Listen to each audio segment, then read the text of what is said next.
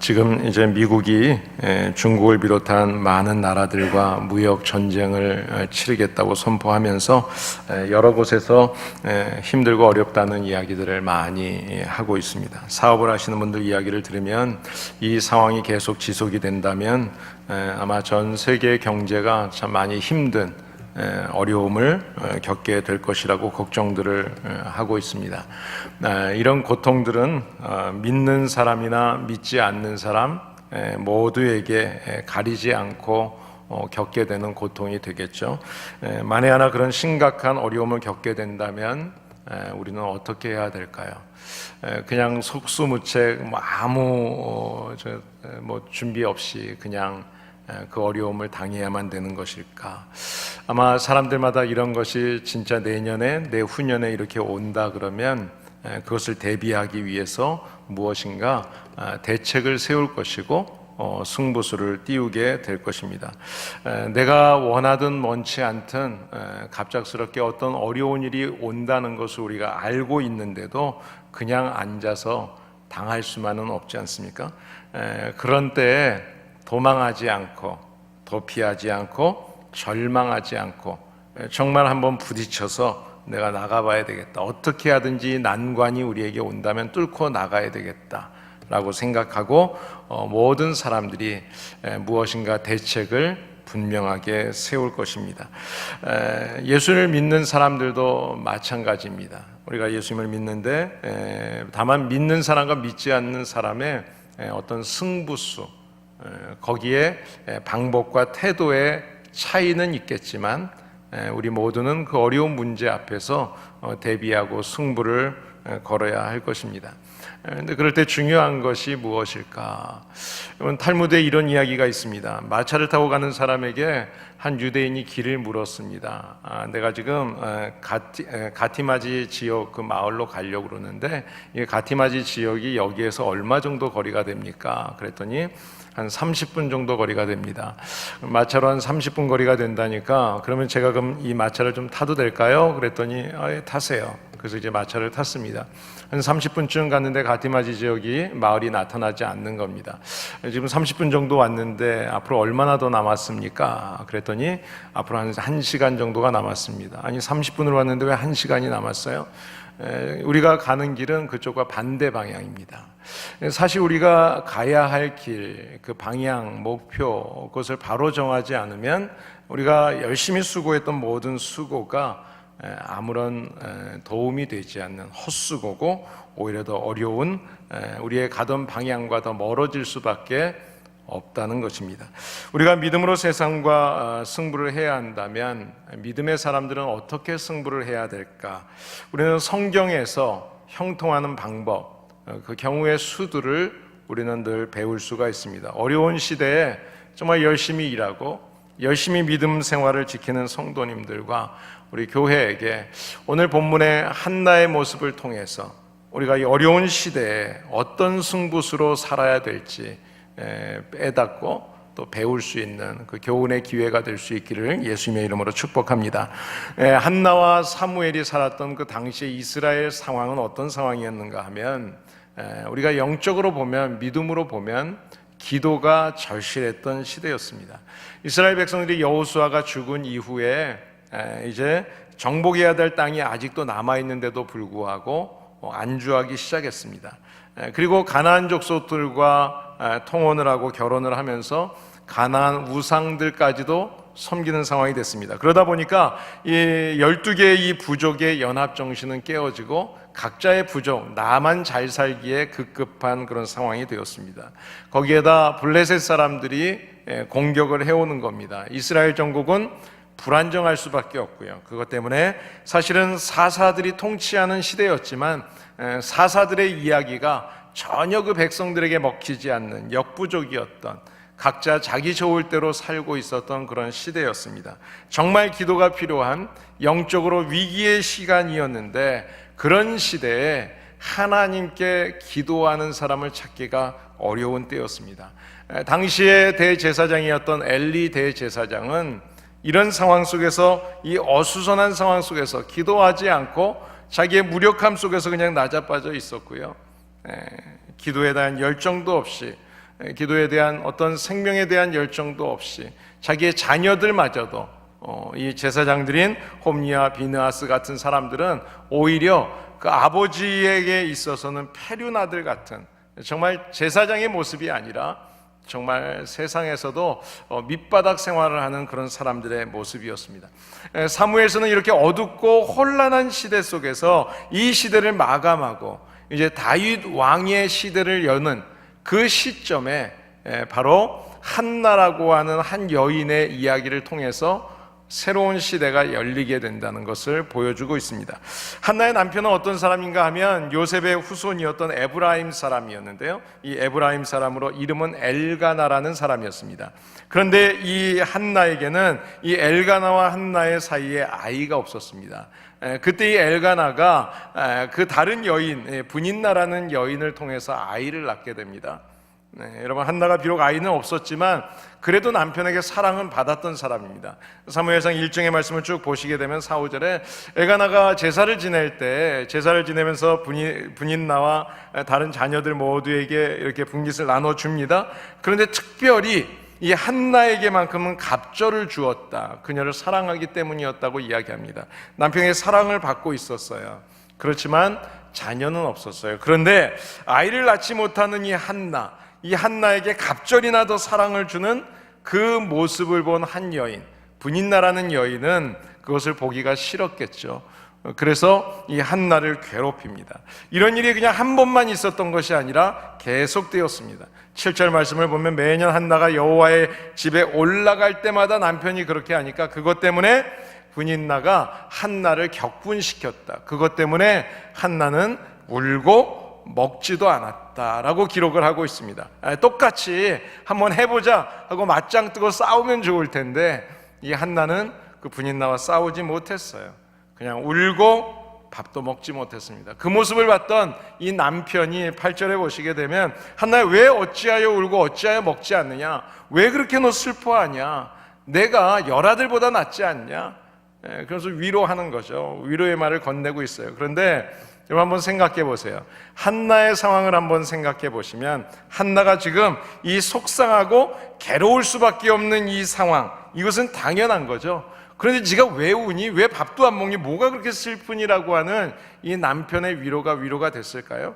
한나는 어떤 면에서는 지금 기도로 해결되지 않는, 자기 모든 상황에서 어떤 것으로 해결할 수 없는 것 같은 그런 상황 속에서 이 슬픔과 괴로움 속에서 승부수를 하나 띄우는데요, 그게 하나님 앞에, 남편도 내 마음을 몰라주는 그 상황 속에서 하나님 앞에 기도로 승부를 걸고 있는 것을 보게 됩니다.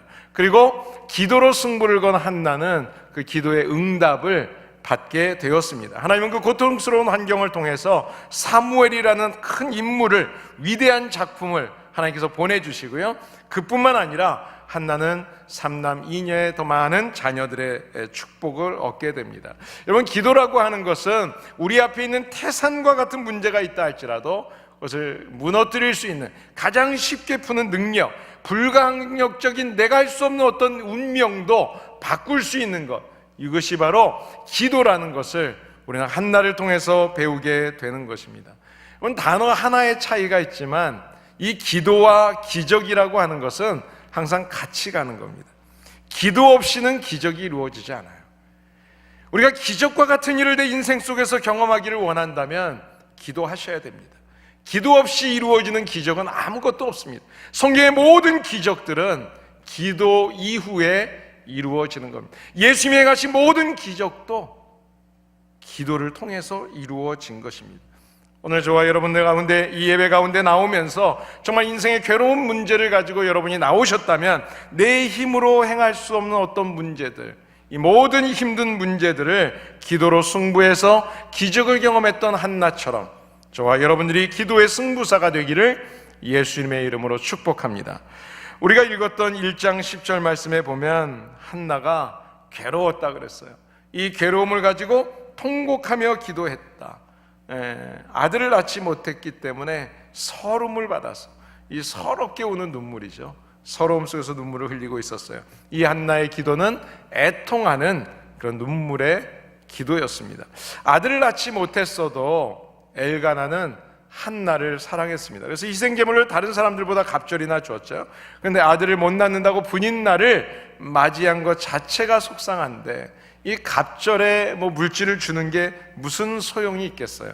더군다나 이 분인나라고 하는 이 여자가요, 수시로 한나를 괴롭히는 겁니다. 그래서 화를 나게 하고 울게 하고 탄식하게 많은 거예요. 이것 때문에 계속해서 탄식하고 이 탄식이 깊어질 수밖에 없었다는 거죠. 물론 한나가 아이를 낳지 못하는 것은 오늘 우리가 성경 앞에 5절의 말씀을 보시면 하나님이 그렇게 하셨어요. 그러니까 하나님의 섭리였다는 거죠. 그런데 하나님의 섭리에 의해서 시련을 당하는 거죠. 욥도 그랬죠. 그런 시련을 당한다 할지라도 그 시련 속에 내 주변에 있는 사람들이, 다른 사람들이 우리를 괴롭히고 거기에 치욕을 더해준다면 참 참기 어려운 일이죠. 여러분, 세상에서 제일 잔인한 게 뭘까요? 세상에서 제일 잔인한 것은 고통당하는 사람을 괴롭히는 거예요. 지금 고통당하고 있는데 그 옆에서 또 치욕을 주고 또 괴롭히는 사람, 하나님께서 주신 그 고통입니다. 그것 때문에 아파하고 괴로워하고 있는데 거기에 또 치욕감을 주고 괴롭히는 사람. 사람들은 보면 이 패자에 대해서는 참 박수를 쳐주는데 인색한 것 같아요. 우리가 패배한 것도 속이 상한데 그것 때문에 다른 사람에게 욕을 먹고 어떤 치욕적인 그런 일을 당한다면 얼마나 괴로울까요? 우리가 얼마 전에도 월드컵 경기를 했는데요, 우리 운동 경기를 하게 되면 참 그런 걸 보면서 같이 기뻐하고 막 즐거워하는데 가끔 졌을 때 이런 모습을 보게 되면 참 어떻게 사람들이 저럴까 하는 생각도 들고요, 참 안타까운 마음이 들어요. 축구 국가대표 선수들이 열심히 정말 있는 힘을 다해서 싸우고 돌아왔는데 게임에 졌을 때 그때 감독, 선수 몰매를 맞죠. 그냥 언론에서 하는 이야기를 들으면 어떻게 이런 말을 할 수가 있나. 인터넷에 요새는 아무 말이나 막 올리니까요. 그뿐만 아니라 공항에서 선수들이 내려가지고 기자회견하는데 달걀을 집어 던지고요. 분인나가 아이를 낳지 못해서 고통받는 한나의 마음을 괴롭혔어요. 그것 때문에 한나는 통곡하게 된 것입니다. 자, 그런데 이 한나는 통곡의 눈물로 밤을 새우고 그것으로 끝난 게 아니었어요. 오늘 11절 말씀을 보시면 하나님께 기도했다는 것입니다. 애통하면서 눈물의 기도가 있었지만 그 눈물의 기도가 이제는 서원의 기도로 바뀌어지는 것을 보게 됩니다. 만군의 여호와여, 만일 주의 여종의 고통을 돌아보시고 나를 생각하시고 주의 여종을 잊지 아니하신다면, 그래서 아들을 주신다면 주님, 내 평생에 여호와를 잘 섬기고 또 그를 하나님 앞에 드리겠습니다. 하나님 앞에 목적이 있는 서원 기도로, 처음에는 내가 너무 괴로워해서 애통하는, 통곡하는 기도였지만 이 기도가 목적이 있는 서원의 기도로 바뀌는 것을 보게 됩니다. 여러분, 우리가 하나님 앞에서 서원 기도하는 거 참 중요하고 좋은 거예요. 이 서원 기도를 잘하면 큰 복을 받습니다. 우리가 왜 공부하죠? 왜 일하시죠? 왜 좋은 직장을 가려고 하고, 왜 돈을 많이 벌려고 하죠? 왜 우리가 사는 거죠? 이 분명한 목적을 가지고 기도하면 하나님은 응답하세요. 하나님께 영광이 되기 위해서, 나를 통해서 하나님의 영광이 나타나도록, 그리스도의 덕이 끼쳐지도록. 그런데 그 목적이 잘못된 기도는요, 하나님이 들어주지 않아요. 나만을 위해서, 나의 건강, 나 부, 장수, 나 혼자 잘 먹고 잘 사고 출세하기 위한 목적이라면 이것 때문에 하나님을 이용하는 사람들이 얼마나 많습니까? 교회 와서도 장사로 교회 오는 사람들이 있어요. 물론 왔다가 하나님을 만날 수 있어요. 변화될 기회가 있으니까 감사하죠. 그런데 여전히 그런 사람들이 있어요. 건강해서 돈을 벌어서 주님을 위해서 봉사하고 하나님의 영광을 위해서 살겠다고 하는 그 목적을 잃어버리고 자기 자신만의 목적을 위해서 살아가는 사람, 그 영광, 그 목적을 쉽게 잊어버리는 사람들이 많이 있어요. 한나의 서원 기도에는 기도의 목적이 분명했습니다. 하나님, 기도를 들어주셔서 나에게 아들을 주시면 하나님 앞에 바칠게요. 자, 한나는 서원대로 하나님 앞에 그 사무엘을 받았을 때 주신 아들을 그대로 바쳤습니다. 서원을 시켰다는 것입니다. 여러분, 간신히 이제 젖된 아이, 그 아이를 여호와의 전에 데리고 올라가서 하나님 앞에 맡긴다. 어릴 때 1살, 2살, 3살 얼마나 예뻐요? 보고 싶잖아요. 근데 그 아이를 하나님 앞에 맡기고 여호와의 전에 맡기고 돌아온다. 그게 쉬웠을까요? 돌아올 때 심정이 어땠을까요? 사실 한나에게 있어서는 그 아들은 가장 소중한 거죠. 어떻게 얻은 아들입니까? 그런데 하나님과의 약속, 그 약속을 지키기 위해서 놓고 돌아오는 겁니다. 사실은 눈물 없이는 돌아올 수 없는 길이었을 겁니다. 그런데 그 서원을 지켰던 한나에게 하나님께서는 삼남 이녀를 더 낳을 수 있도록 축복해 주셨습니다. 여러분, 이 안에 하나님 앞에 기도하신 서원의 기도의 제목이 있으세요? 하나님, 저에게 주시는 축복 하나님이 주신다면 제가 이렇게 하겠습니다 라고 하나님 앞에 혹시 평생 동안에 약속했던 서원이 있으세요? 여러분, 그 서원이 있으시다면 어떻게 해야 됩니까? 그 서원을 지켜야 됩니다. 신명기 23장의 말씀을 보시게 되면 하나님께 서원을 했다면 그것을 갚는 것을 천천히 하지 마라. 반드시 하나님이 너에게 요구할 것이다. 그리고 네가 더디게 하면 그것은 죄가 된다. 내 입으로 서원한 것은 반드시 실행해라. 분명히 말씀하고 있습니다. 시편 15편 4절에 보면 마음에 서원한 것은 혹시 내게 해가 된다 할지라도 그것은 반드시 지켜야 된다. 변하면 안 된다. 여러분, 막상 서원을 했었는데 서원을 했어요. 하나님, 저에게 이렇게 뭐 건강을 주시고 내게 뭐 이렇게 많은 물질을 주시고 뭐 자녀를 주시면 이렇게 할게요 라고 기도했는데 이제 막상 생겼어요. 하나님 앞에 드리려고 하니까 이게 갈등이 좀 생겨요. 손해죠. 없어지는 것 같고. 그런데요, 그것을 지키면 하나님께서 더 큰 축복을 주시는 것을 믿으시기 바랍니다. 2018년도에 여러분이 약속한 모든 소원을 하나님 앞에 반드시 지키셔서 하나님이 예비하신 축복을 받아 누리는 우리 교회 성도들 되시기를 예수님의 이름으로 축복합니다. 이 한나의 기도를 보시게 되면 이 서원을 기도하면서 또 목적을 가지고 기도했죠. 근데 이 기도가 그냥 이루어진 기도가 아니었어요. 이 기도는 믿음으로 인내하면서 주님 앞에 끝까지 기도했던 기도였습니다. 오늘 본문의 뒤를 보시면 12절 말씀 한번 보실래요? 그러니까 여호와 앞에서 오래 기도하는 동안에, 이 기도의 제목을 가지고 기도하는데 오랫동안 한두 번 기도하고 끝난 것이 아니라는 거예요. 이루어질 때까지, 응답 받을 때까지 끈질기게 계속해서 기도했다는 거죠. 기도한 그날 지금 바로 응답해 주시면 얼마나 좋겠어요.